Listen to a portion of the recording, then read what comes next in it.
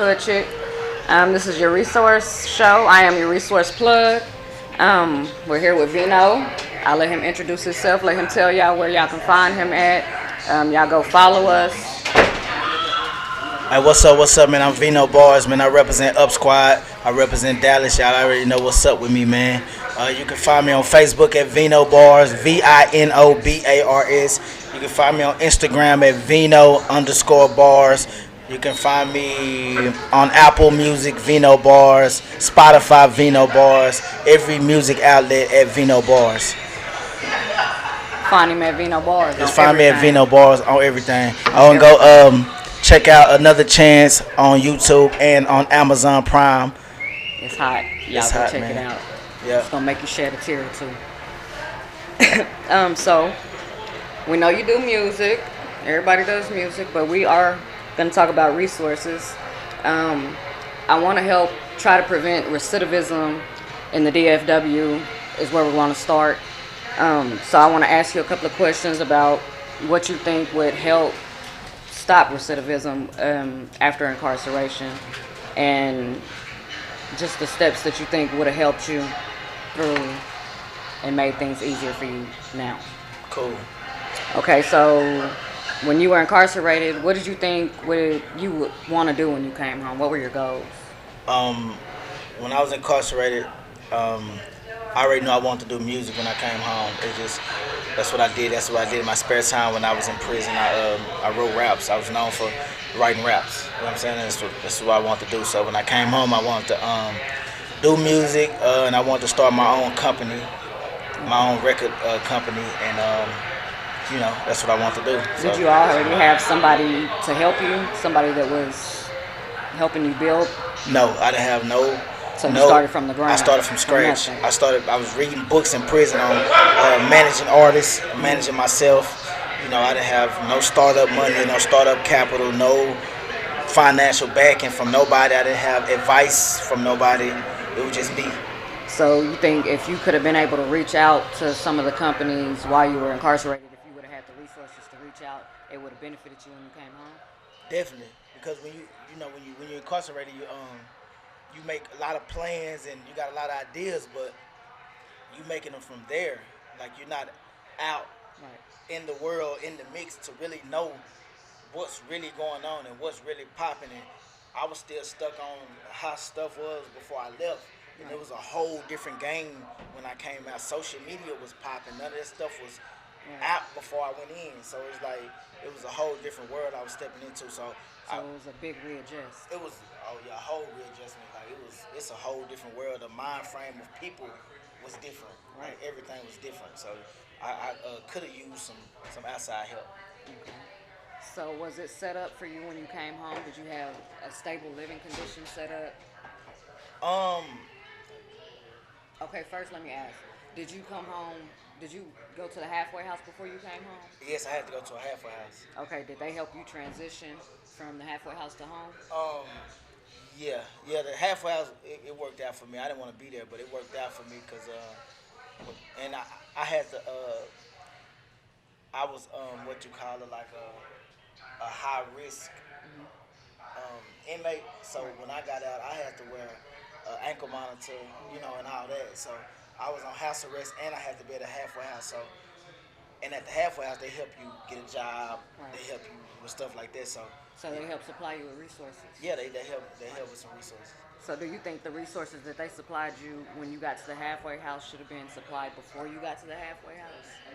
So that some of the steps that they made to help get you there wouldn't have been so crunched in that small time that you have to be at that halfway house? For me, the only thing about the halfway house that I didn't like was when you incarcerated for multiple years and you come out and you feel in your mind that you're still incarcerated but you out. It's like a battle with yourself. It's like you giving me free and taking it back every day. Yeah, that was the only thing I didn't like about the halfway house. But if they could have gave me the same resources before I left prison, I would just skip the whole halfway house process. The only thing that they helped me with a job, so that was cool. That's cool. Yeah. So, what is the resource that helped you?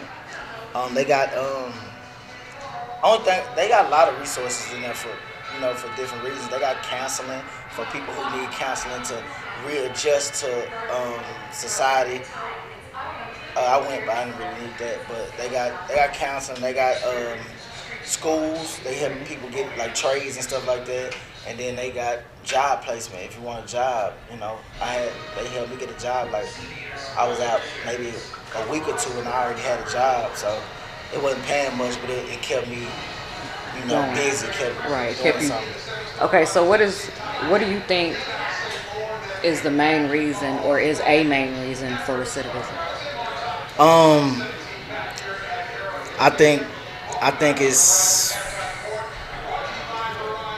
the thing is like your surroundings. You know, when if you've been in a certain neighborhood and around certain people your whole life, and then when you get out and you going right back to that same environment, Right. it's kind of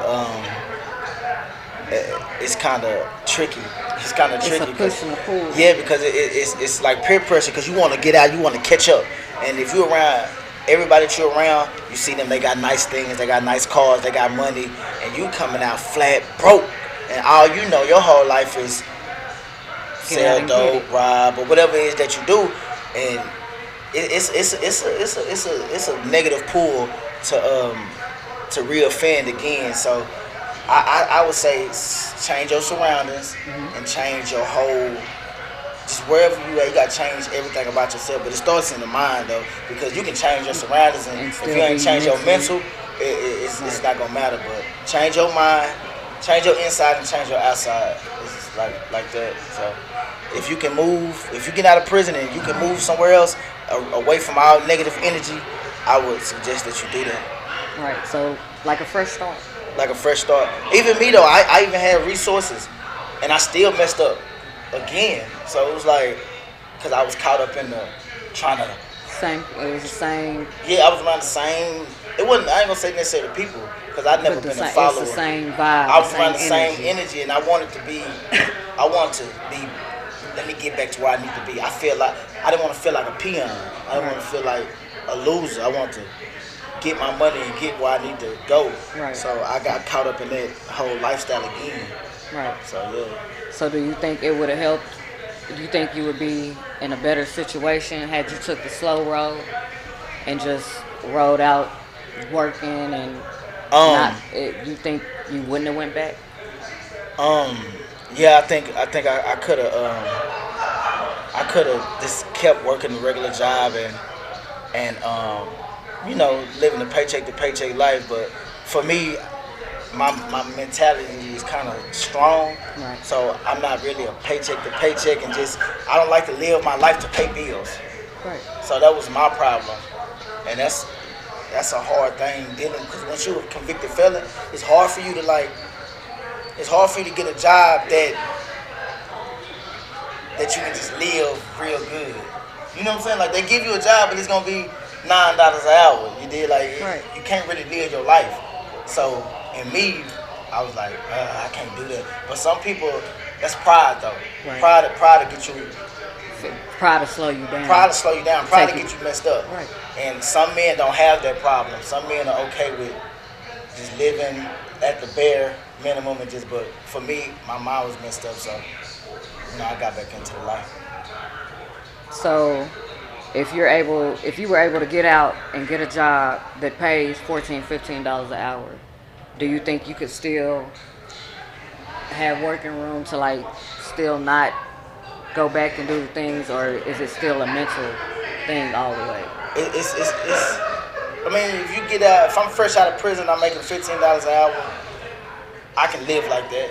I can't live like that, but it's gonna come down to like a mental thing. Is that what you want to do with your life? Right. You know what I'm saying? Like, do you want to work every day for somebody?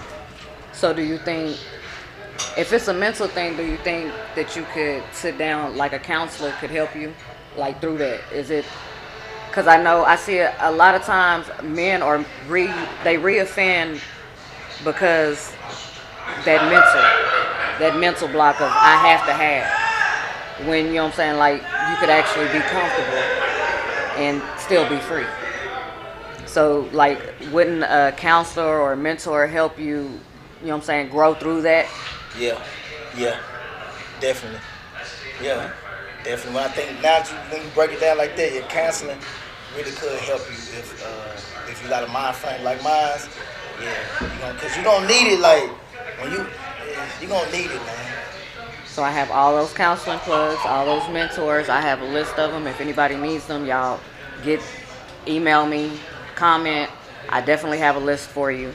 Um, there are also programs that stay with you and that are willing to help you even after you finish that program.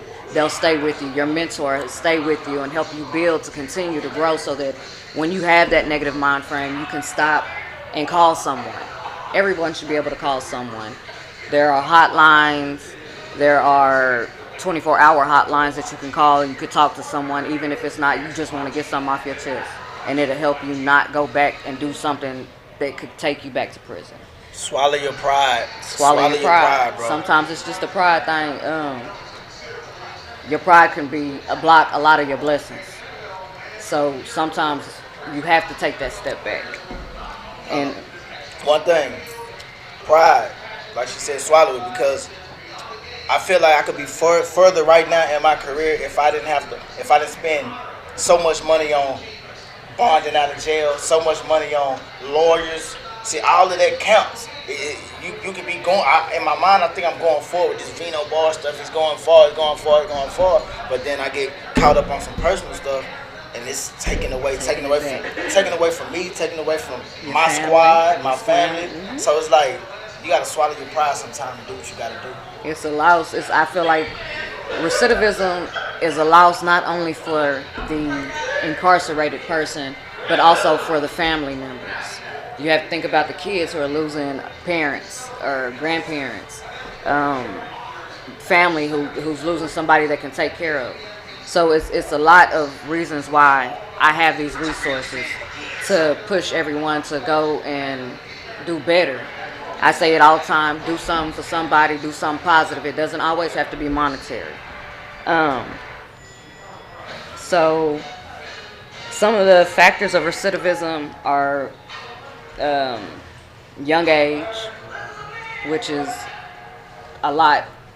I feel like a lot of the young age in recidivism has to do with them not having an older generation to put their foot down. That's true. That's facts. Yeah, me and my circle of dudes I grew up with, who I committed crimes with, who we did our thing or whatever. We never had what you call OGs. See, when we were coming up, we didn't have that. We didn't have none of us. Everybody in my circle none of us had a father at home. Right. None of us. So it was like we just leading each other. And when you get a certain age, your mama can only take, as a man, your mama can only take you so far. Right. You really, if you a boy growing up without a father, you really growing up half a man. Like, that's just facts. Because You're missing out some of those key points a missing man can only teach you. that a man can only, and you missing out on major discipline. So Right. you don't have no guidance, no structure, so you're gonna mess up. So boys need role models, male role models. Right. So if you don't got that, you kind of missed out. For those who need it, I also have a mentorship program that I can refer you to, who give young men that chance to have those male role models impact their life. Teach them just basic necessities that young men should know. Cleaning, dressing, how to handle yourself out in public. We have those resources, so also comment, email me, Rrari Gelato at thepartyangels, that's angelswithaz.com. I have those resources. Some more of the recidivism factors is just basic. Prior criminal history. If you've offended and it was more likely violent, you are more likely to do it again. It's that easy. They say that. They say that. They say that. That's true. Yeah. It is true. Because once you're there, you've already went. We have mentors, counselors to help. The negative peer association, which is basically what you were saying, being in that environment. That environment, sometimes you just need that fresh start. You got to start over. substance abuse. Nobody wants to quit smoking when they come home. Everybody wants to turn up. But sometimes, I mean, for a better cause, to be at home with your family or to see your kids, you have to, you know what I'm saying? Some things have to be cut out of life for a minute. I don't smoke, so I mean, we know. that never was a problem. But We know. but I feel it though. 'Cause some people, like my problem was like some people smoke because they need. That's how they cope. Right. And my problem was I never knew how to. I never had a outlet to like. I always held everything in. Mm-hmm. So when I act out, I act out. Cause I never knew how to deal with my stress. There wasn't a release. I never knew how to do it. Like to this day, I'm still learning how to deal with stress. I don't know how to deal with stress. I just hold everything in. I just keep going with life, and that's not healthy. Cause when I lash out, it's a full lash out. It's full. It's real deal, and that ain't healthy. So I need some counseling.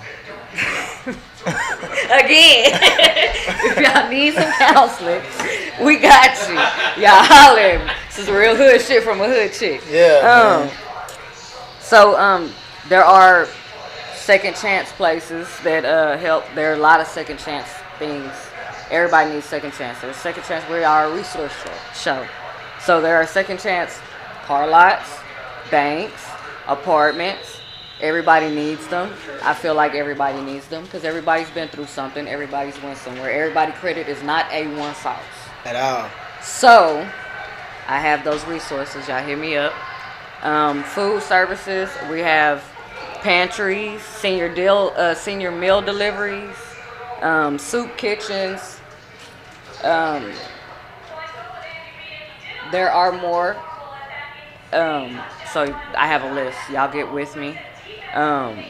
Housing. We'll go over second chance apartments, hood housing, Section 8, low income, first time buyers programs.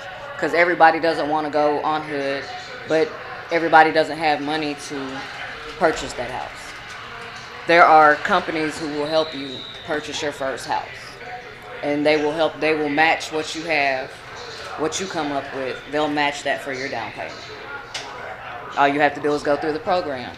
Sometimes you have to sit down and think about what really matters in life. I want to talk about that. What's that? So another factor of recidivism is antisocial personality disorder. When you are incarcerated, speaking from a point of view from the inside, I've been there. When you're incarcerated, I've seen it from both sides. You put yourself in a mind frame 14. to only deal with what's on the inside. So you block yourself in your block. So when you come home, you still in that block.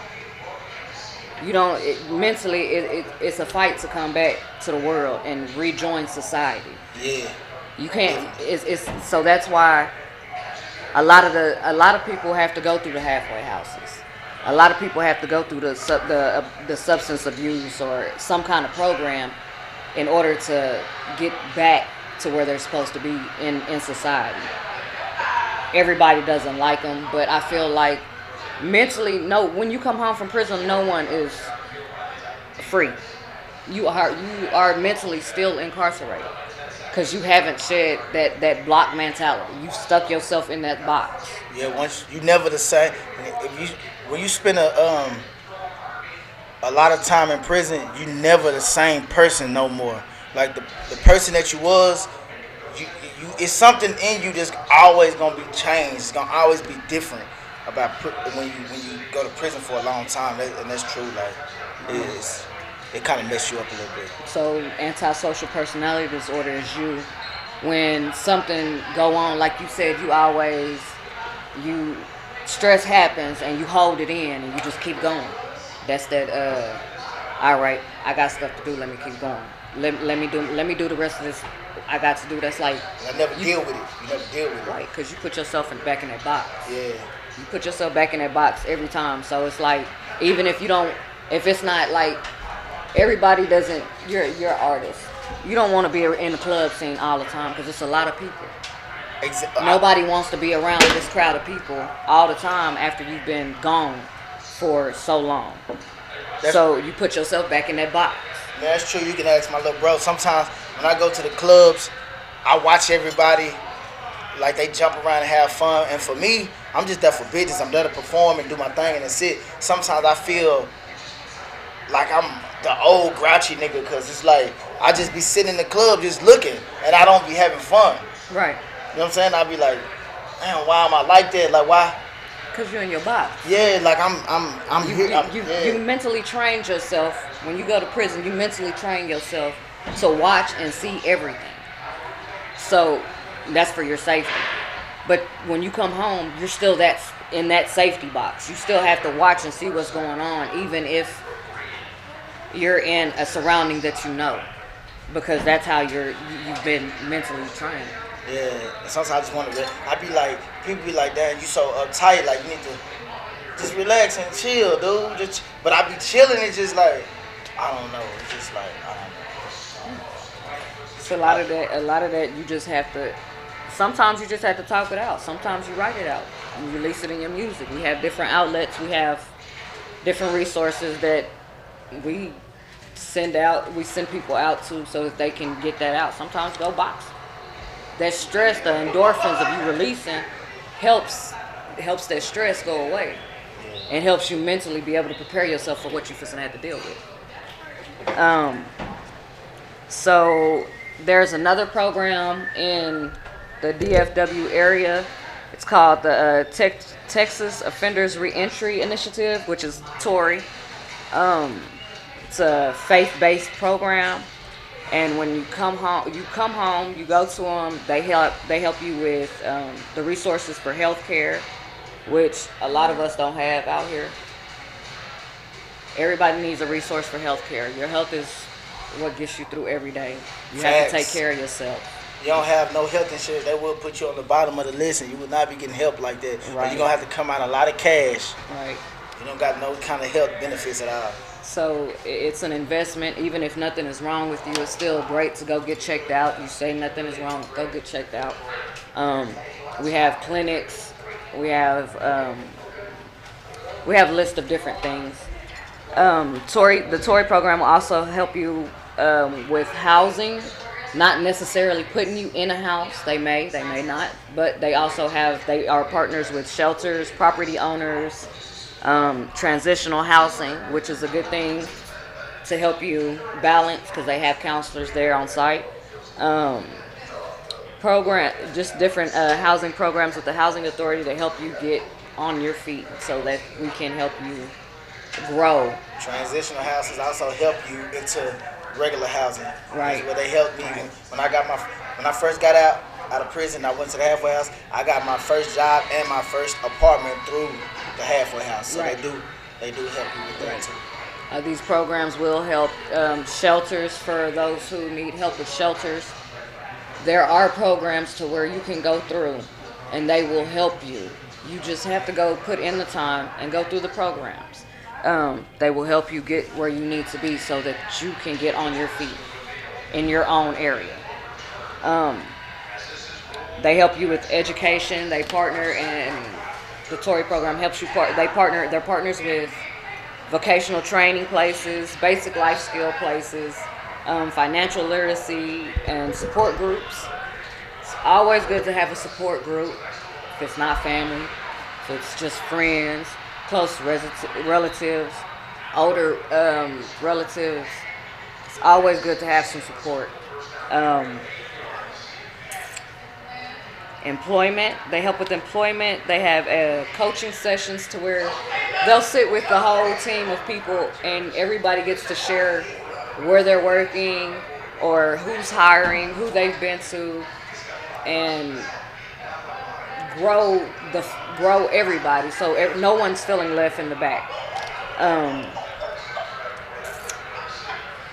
They are a faith-based program, so they do have different faith-based programs and a professional team of trained faith-based mentors so that you'll be in your own realm, whether you're Christian or Muslim or whatever you are, they have a someone who can help you. Family, family is a big thing, especially coming when you coming home and you're re-entering. You come home with nothing. They don't give you anything to be in prison. They don't pay people to stay in prison. They pay some people. They save it. And they give you $50. They give you a little bit when you get out. That's You're not it. gonna get rich. So you have to start somewhere. You have to have somewhere to start. I'll be reaching out to the prisons and leaving them resources so that they can give it to the inmates, and so that they can start reaching out to family members or mentors so that they'll have help before they come home, so no one feels like they don't have anyone. Is there anything that you wanted to add, I just want to say to all the people, the young dudes who don't have a felony, who don't catch one, bro. That's all I'm gonna tell you. Like, do not catch a felony. Do not go to prison, bro, because it stunts your growth in life, bro. Like, facts is you free from prison, but you're not really free, bro. Your past gonna always follow you, bro. Like, no matter what you say, what they say, or what, it's gonna always follow you, bro. It's gonna stop you from getting jobs. It stop you from getting houses. It stops you from getting certain apartments. It stop you from getting a lot of stuff, bro. So I'm just gonna say, just move smart, bro, and just try not to get caught up in that lifestyle. And for the people who have been in prison and you know trying to battle, you trying to do the right thing, bro, just swallow your pride, bro. That's all I can say. Swallow your pride. Just try to do the right thing, and just try to make it work for you, bro. Cause our kids need us, bro. Our women need us. As men, bro, we the leaders of the world. We the leaders of our household. We the leaders of the world, bro. So we just gotta do what we gotta do, bro. Because especially in the black community, bro, we separated, bro, and we don't have a sense of identity, bro. We don't have a sense of self, and it comes from the family unit, bro. And we just need to tighten up, man. Just need to tighten up all the way, bro. Yep. Each one teach one, each one reach one. It all matters. For those of y'all who are looking for mentors, counselors, I have all those resources. Y'all get with me. This is only the first segment. We ain't done yet. Y'all tune back in here in a minute. I'll be back. See y'all later. Up squad, up squad, up squad, up squad, up squad. Yeah.